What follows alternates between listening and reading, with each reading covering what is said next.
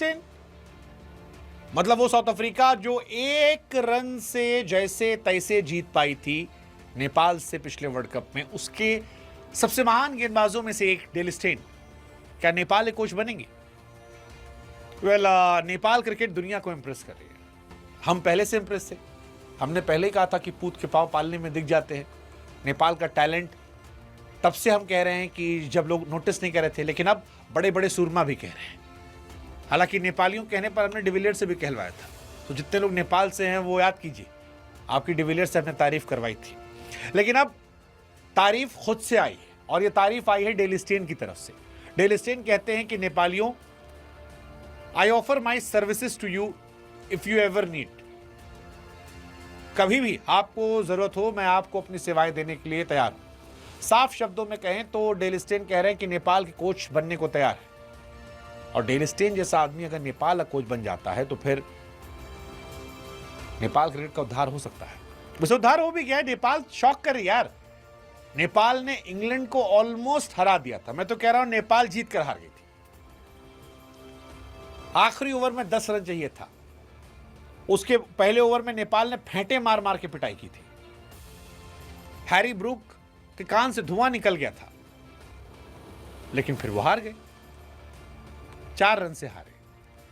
किस्मत खराब थी, लगभग जीत कर वो हार गए। और अब जब एक लेजेंड कह रहा है कि भाई साहब मैं आपको सेवाएं दे रहा हूं, तो इसका मतलब है वो भी ये नोटिस कर रहा है कि इस हार में जीत है। डेल स्टेन ने देखा कि नेपाल सिर्फ 4 रन से रह गई, और वो डेल स्टेन जानते हैं कि पोटेंशियल है गुरु। इसीलिए जो डेल स्टेन ने कहा वो सिंपैथी नहीं है, ये इज्जत है जो नेपाल क्रिकेट ने अपनी मेहनत मशक्कत से कमाई है। दुनिया की बड़ी टीमों में से एक इंग्लैंड, T20 क्रिकेट में इंग्लैंड का जलवा है गुरु, जलवा।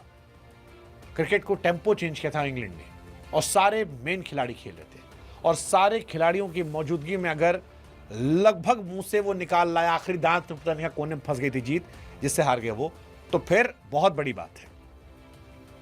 और ये वो बॉलर कह रहा है जो ग्रेटेस्ट फास्ट बॉलर में से एक है। मतलब डेल स्टेन सबसे लंबे समय तक नंबर 1 रहने वाले बॉलर है।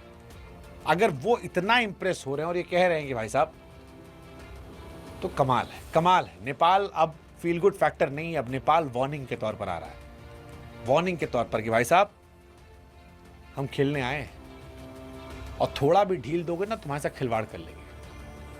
आई जस्ट विश वो लास्ट ओवर में जीत जाते यार। 10 रन चाहिए था यार, सैम करन ने अच्छी बॉलिंग की, 0-1-1-2-0-1, वरना मैच जीत गए थे वो। 19 गेंद 46 रन चाहिए था, और फिर पिटाई की, पिटाई की। मतलब जोफ्रा आर्चर के ओवर में 22 रन ठूक दिए भाई साहब, 3 छक्का मारा गया, 22 रन। ल्यूक वुड के ओवर में 19 रन ठोक दिए।